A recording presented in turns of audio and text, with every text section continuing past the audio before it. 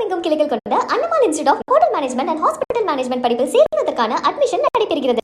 திருப்பத்தூர் அருகே மது போதையில் ஏற்பட்ட தகராறில் மூக்கை கடித்து காயப்படுத்திய சம்பவம் பரபரப்பை ஏற்படுத்தியுள்ளது.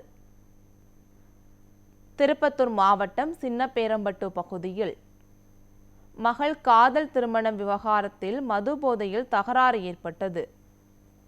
நார்சம்பட்டி மதுபான கடையில் சந்தித்த மாமனார் மற்றும் மாப்பிள்ளையின் நண்போருக்கு இடையே வாக்குவாதம் ஏற்பட்டதாக கூறப்படுகிறது. இதில் ஆத்திரமடைந்த ஒருவர் எதிர்பாராத விதமாக மற்றொருவரின் மூக்கை கடித்ததால் பரபரப்பு ஏற்பட்டது. இருவரும் காயமடைந்து திருப்பத்தூர் அரசு மருத்துவமனையில் சிகிச்சை பெற்று வரும் நிலையில் போலீசார் விசாரணை நடத்தி வருகின்றனர்.